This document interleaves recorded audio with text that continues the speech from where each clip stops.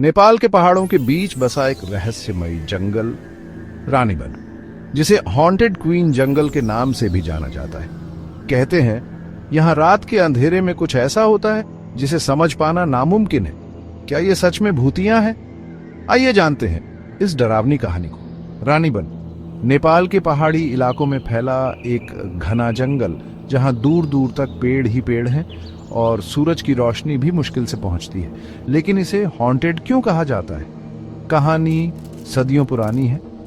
नेपाल के एक पुराने राजघराने की एक खूबसूरत रानी, जिसका नाम अब भी कोई नहीं लेता। कहते हैं कि वह इस जंगल में आखिरी बार देखी गई थी और फिर कभी वापस नहीं आई।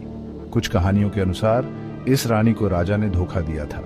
दुख और गुस्से में वह जंगल की ओर चली गई और फिर कभी किसी ने उसे नहीं देखा। लेकिन कहते हैं उसकी आत्मा आज भी इस जंगल में भटक रही है।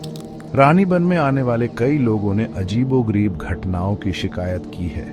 कोई कहता है कि उसने सफेद साड़ी में एक औरत को चलते देखा, तो कोई बताता है कि किसी ने उसके कान में धीरे से कुछ फुसफुसाया। क्या यह सब सिर्फ मन का वहम है या सच में रानी की आत्मा इस जंगल में भटक रही है? रानीबन के आसपास के लोगों का मानना है कि इस जंगल में रात के समय जाना खतरे से खाली नहीं। कुछ लोग बताते हैं कि उन्होंने आधी रात को किसी के रोने की आवाजें सुनी हैं। लेकिन वैज्ञानिक कहते हैं कि यह सब सिर्फ हमारे दिमाग के खेल हैं। डर और अंधेरे में अक्सर हमें चीजें महसूस होती हैं जो असल में होती ही नहीं। तो क्या यह सिर्फ एक अफवाह है?